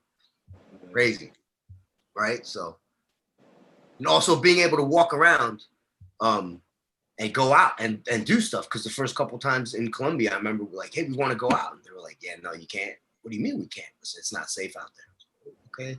So we were just hanging out at the hotel. There was a couple places they told us that, man. Venezuela, Colombia, a couple times they were like, yeah, it's best not to, you know, to leave the area. Okay. I'll take your advice, man. You know what I mean? So as well, right? Yeah. Yeah, I mean, the guys with guns are saying don't leave this area. That's probably not the worst thing. I remember because in Venezuela, the first time we were there, Armin, Kerry's tech, you know, was sitting there, and there was a local guy at the hotel bar we were hanging out, and he was saying that there was like a metal bar, like a little bit, maybe a 15-minute walk away. So he's trying to convince everyone to go. Armin was like, let's go check this out. We're, Venezuela. I'm like, looking at him like, dude, I don't think we should really go out. Like, dude, I don't know if you know anything about this country, but at that time, the turmoil, right? So it was like, I don't know if it's a good idea. And he just didn't believe me. And then we had to go to the local, like the translator guy that was, traveling with us or whatever, the local liaison guy. And he echoed, my sentiments, right? He basically was like, yeah, dude, don't like, there's a mall attached to the hotel. Like you could literally walk to this mall that was attached to the hotel. And he goes, just do that if you want to go out, right? And he goes, other than that, don't walk out in the street. Okay. Yeah. That's what we did. We went into the mall and then we went back to the hotel. Yeah. And also, you got to remember too, man, when I was traveling, I had a responsibility to be there the next day to do the show. You couldn't just go. My actions on days off could not lead to me disappearing, getting arrested, you know what I mean? Or ending up in the hospital or something, like, like I had, you know what I mean? Like, hey man, we were there on business, man. As much fun as you want to go out and rage and, people think it's rock and roll, you want to do all this crazy shit, like, yo, man, I gotta be there for the show. If I'm not there tomorrow morning when they start setting up for this gig, there's gonna be a fucking problem, dude. Yeah. A person can't learn my job in one day. That's why, right? So it's kind of like, yeah, man, that's right. And the show must go on. Well, the show will go on no matter what, but just know that there would be a lot more effort behind putting that show on than normal, right? So, and I wouldn't want to put my coworkers through that, right? Because they rely on me to show up every day to make sure that my part of the gig, right? Because what I did, it was a machine. You know what I mean? I just did one part of the machine, right? But if I didn't do my part, that machine wouldn't run properly. And that counts for everyone. You know what I mean? For band members too, right? If you don't go out there and play the songs right, bro, like, what the fuck are we doing here? You know what I mean? That explosives guy, even everything, the pyro guy, like, everything, man. You gotta, if everyone does their fucking part, man, the dude that's coming to the show is gonna see that most epic shit ever, right? And even if shit goes wrong, man, some people don't even notice, but yeah, fuck, I never see it. To make sure it doesn't, And if something does go wrong, the bigger part of your job is to make sure you fucking fix it. Yeah. No hit. No, don't stop. Hold on a This second. show's not stopping. Like, you know, what Just time wait. out? Like, no, dude. You know, It's amazing. Like a little 10-cent washer can take you out of the fucking lead of the race and shit like that. If not everything is working just the way it's supposed to. But as you say, sometimes people don't know. They've never seen it before. And if you don't know, you know a couple things aren't going the way they're supposed to. You know, it's amazing what you can salvage. Because for us, for the Marshall cabinets, right? Those little the fucking the speaker jacks, right? Those Marshalls, when we used the Mo 4 Marshalls, they came with plastic rings, those washers on those. So if you didn't check those, but eventually we placed them with metal ones and proper ones. But in the beginning, we didn't, when we first didn't even think about it. It was like, oh yeah, you know, for the gear traveling overnight or whatever, shaking. You know, at one point, man, like, you know, before the show, you moving around and stuff, set it up and you go plug it in. It's like, whoa. And you're back there with a drill. Open the back of that cabinet up like you got fucking 10 fucking minutes, dude. We hit the stage. You better fucking fix it. And you gotta fucking open the back of that shit up, pull it in, fucking, you know, dude, it's fucking crazy, man, sometimes, right? So there you go. That's a crazy story. That happened to me literally, you know, 10 minutes before the band has to be on stage. A cabinet outlet, I can't, you know, which, dude, I gotta have it plugged in. I can't, you know, what am I gonna fucking tell them? Like, you know, hey, by the way, Crazy fan story. I forgot to check the washer. Like, nah, man, I gotta fix this right now, right? The joys of being live, hey? Fucking rewire it on the middle of the show. Who cares? Keep it going. Yeah. I mean, yeah, you know I that got pretty good with, because Gary Holt used Floyd Rose's, right? To floating bridges, and they're not exactly the most user friendly to like change on the fly, right? So I got pretty good at that because he would break strings and fucking hand, you know, take the guitar. It's like, you know, he'd look at me, I want that guitar back. It's like, yeah, give me, you know, one song. Just give me one song, one whole song, I'll have it back, you know. So give me one song. I can't do it like this, you know what I mean? So, but if you give me one song, I will have it back to you in your hands. And that was usually the case, right? So that's pretty cool. Fucking fast, man. That's pretty reasonable, man. That's like that. And you like know if you can say we got to cut to a commercial and we'll be right back, or you know, just one little filler for a second. That's pretty fucking dope, dude. And you can't. That's something you can't fucking train for. Like, you know what I mean? Yeah. The reason I got good at it was because over the years it's happened to me. You know what I mean? Where guitar players would hand me, be like, dude, this fuck broke a string. It's like, holy shit. And it's like, yo, I want that back. It's like, what do you mean you want that back? Like, holy fuck. All right, yeah. Let me work on this right now. You know, so and you just. And it's crazy, right? Because it's during the show and you're fucking up there sweating, fucking making sure. That's why you get paid the medium bucks, man, and they take you all over the world because you're a highly trained tech. Yeah, well, that's, you know, you just always have to have a backup plan for everything, man. You always have to remember, you know, because there's certain things that could go wrong. As long as you have a backup, because even when he broke the string, I would have another guitar ready for him.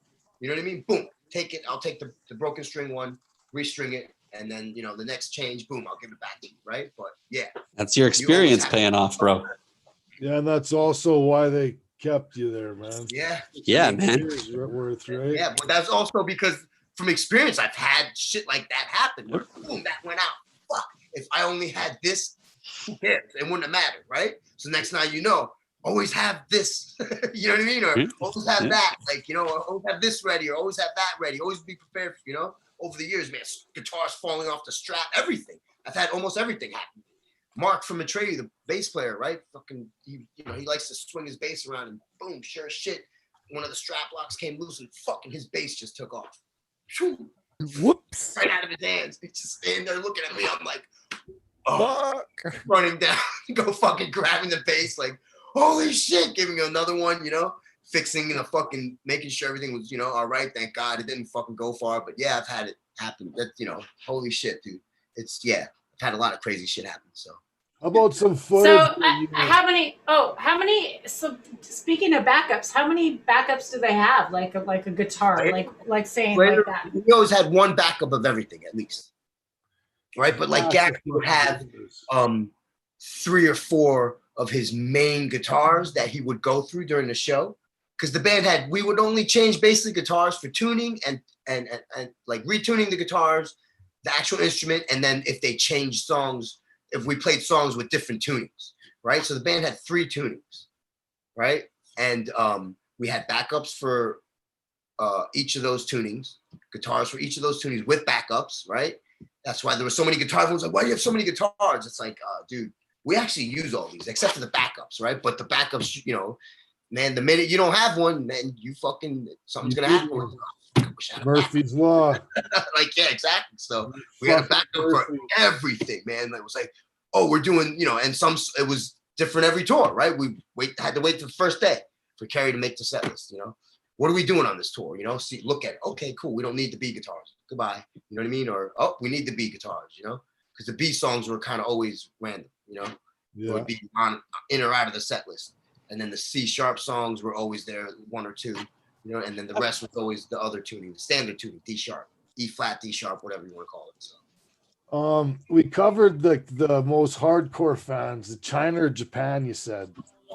Well, you know what? I say South America would be the most hardcore.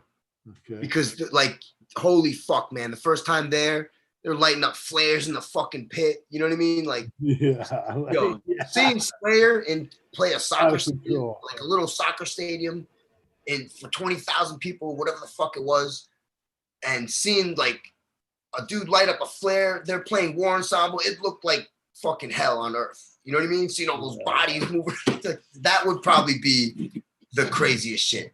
The more I think about it. How about the opposite of the scale? What was the most meekest fucking place, the meekest crowd that you guys came across? It would some of those random festivals I talked about, like when we played Reading and Leeds. That crowd was definitely, they were into it, but it wasn't like a Slayer crowd. You know what I mean? Yeah. You know what I mean? So, and we've done like, let's say, what is that festival in Sweden? Sweden Rock. You know, that's a big festival in Sweden.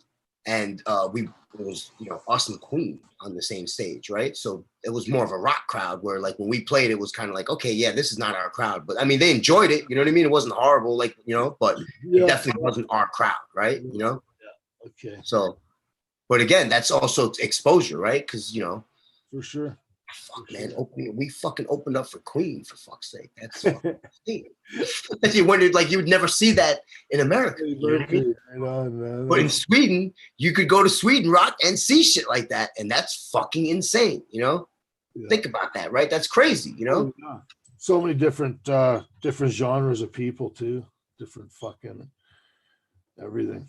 I wish, man. It was, you know, people should be more open with their everything, you know, just everything, right? With their views on just not just music, but just like, hey, man, you know, I don't have to not like you because you look too much to the left, and you don't have to hate me because I look too much to the right, or whatever the case is, vice versa, right? You know what I mean? Or like, even disagree. We don't even have to disagree, but we don't have to fight about it. We can just. You can disagree, but why do you have to fight about it? Why can't you just disagree and just get along with it? Like, you know, oh, we disagree about that? Okay, well, why don't we talk about something else then? Yeah. You know what I mean? Right, exactly. Like, you know? Right, man. Oh, you don't like looking this way? Okay, why don't we just look this way for a little? You know, it is coming. It is coming around more than it has ever these days, this year. And this video stuff is bringing a lot of people together because we have no other real means of doing it. We have no social fucking aspect to some of this stuff that we used to have. I think that's also probably why, you know, people have been cooped up or whatever. And it's just like, man, you know, just stop for a second and stop the hate. First of all, that's one. And just, it doesn't matter so much. As much as you think as it does, it really doesn't matter. Like, it doesn't change things that this guy doesn't think like you. He's still a human. He's still your neighbor, right? He's still your, you know what I mean? Like, your brother, your sister.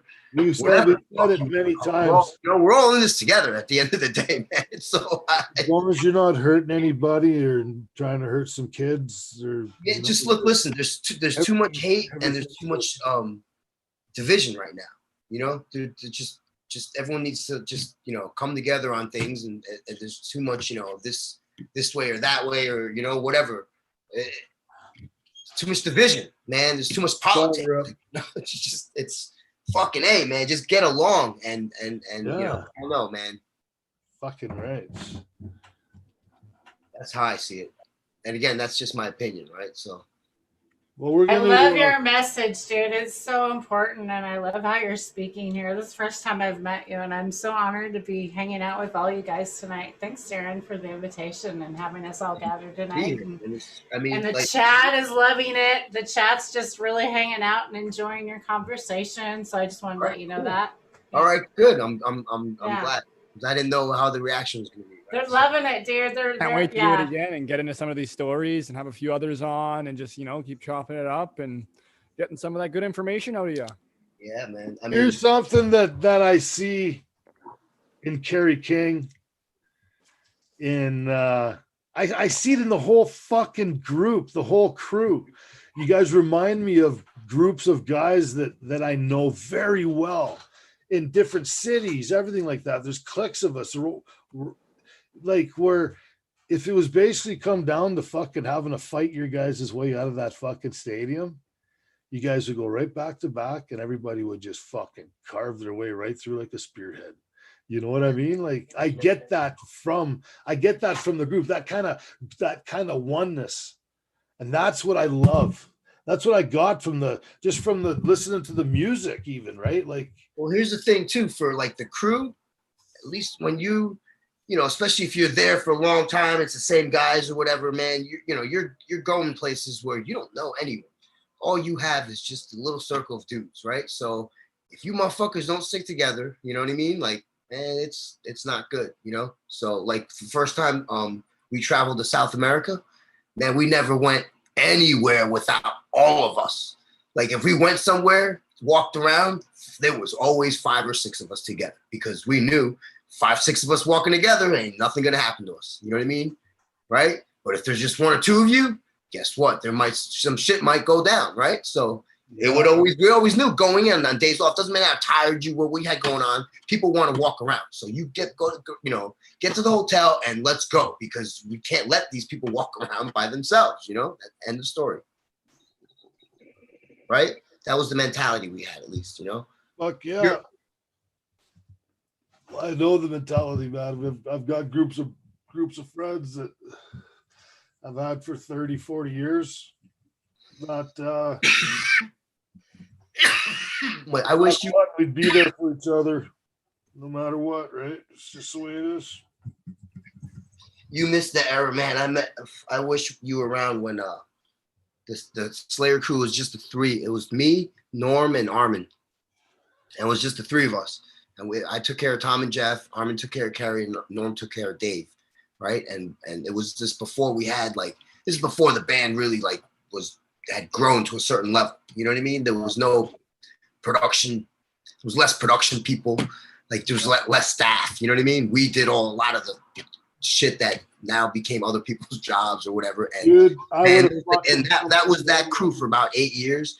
And that was just about the tightest fucking, you know, the 3 of us. I would have forced my way in there and come on the road. I just showed up. We can go over this next time, but man, there's many of fucking people been bloodied by the 3 of us. So yes. I'd love to have a show on the brawls, the stuff that fucking took place and that sort of, that's just hand in hand with heavy metal, right? And that kind of lifestyle. And there was, you know, the best parts is you kind of, everybody picked each other up. And listen, over the years, for me personally, I don't want to fucking say too much incriminating shit, but over the years, the instances that I encountered were all people being where they weren't supposed to be. You know what I mean? Of course. We're in the wrong place at liquor. Maybe liquor. Either you were drunk or you just were trying to sneak in and do some stupid shit, and you know, and then you also got to remember after the dime bag shit, man, you know, anyone that was around that wasn't supposed to be there was high. That was like, whoa, who the fuck are you? What are you doing here? You know what I mean? Like, what do you want? Of course. You know, it was a very automatic, like, fucking, holy shit, who the fuck are you? Like, put your hands up, you know? Yeah. And where I come from, it was always, you know, I was taught to react and ask questions later, right? So Did you get to ever hang out with those guys, Pantera and that crew? I never toured with Pantera. I toured with Damage Plan, and I did a bunch of stuff with like Phil over the years. Now over the years, I did become friendly with Dime, Vince, and Phil. Right? How were those guys?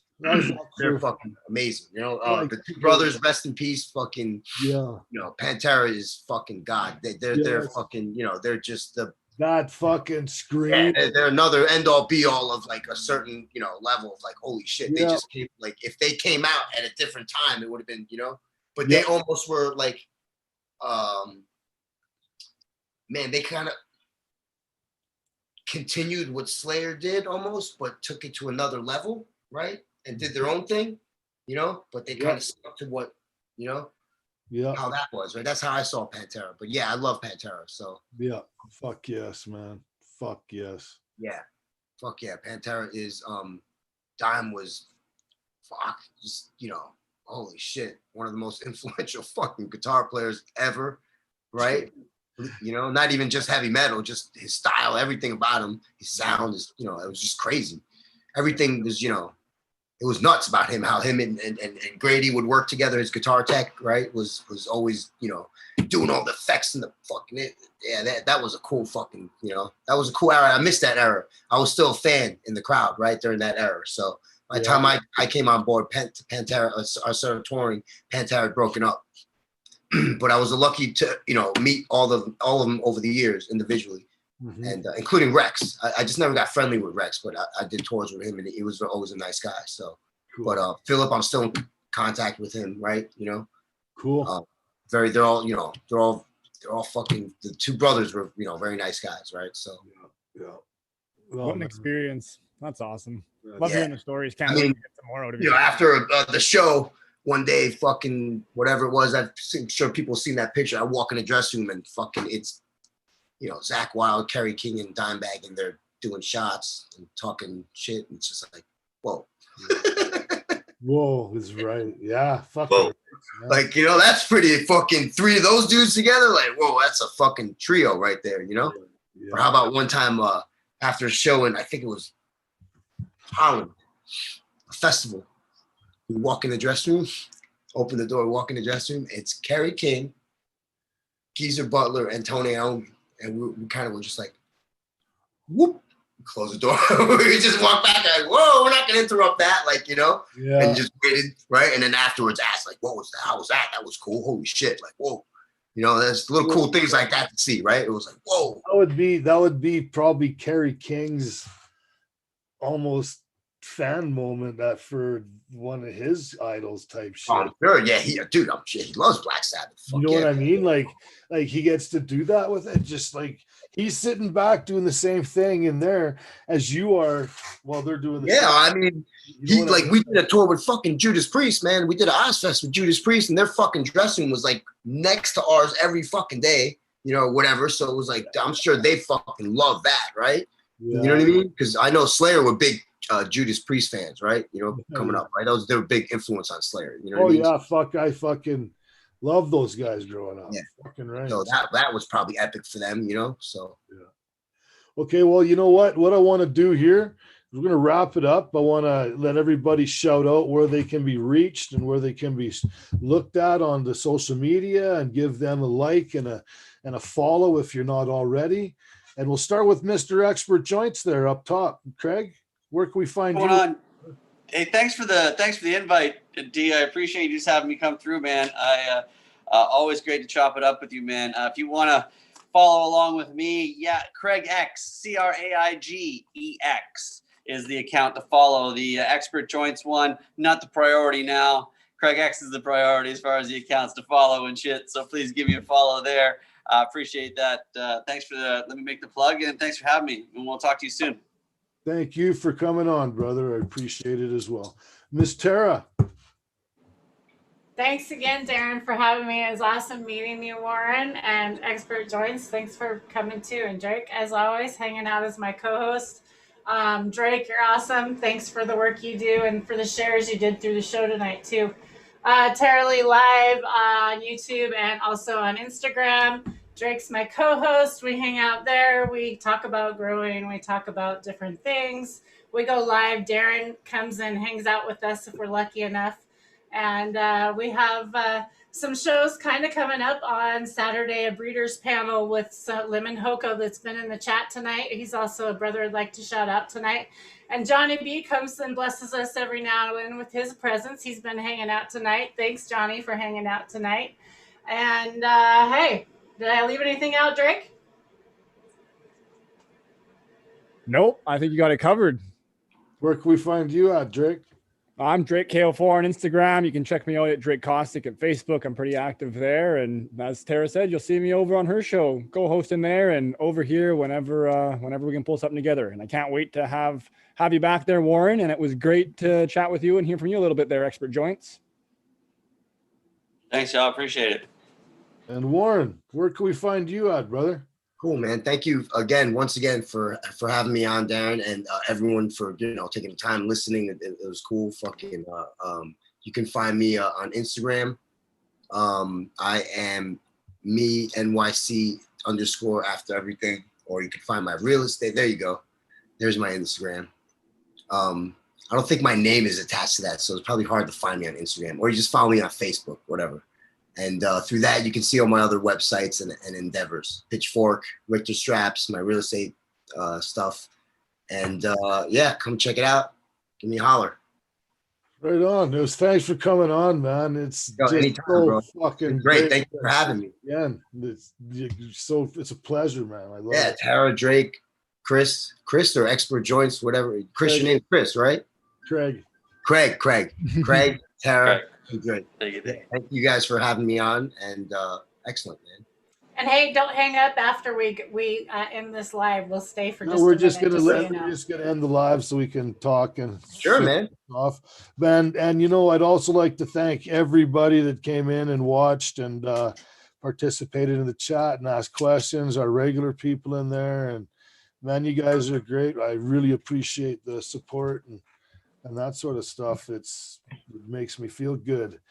And we're going to have Warren on again with some other guys as well to tell some more tour stories and we're going to get down to some early dirt is what I'd like to get down to. Sure, man. Fucking, I'll see if I can get some of the older guys to come on. Fuck yeah, man. Everybody's welcome. It would be great. So, okay, we're going to end this off at 106 minutes. Can't believe we went this long. It's so easy just to keep going, right? So we're going to take off, and thanks everybody for joining. Peace, and may your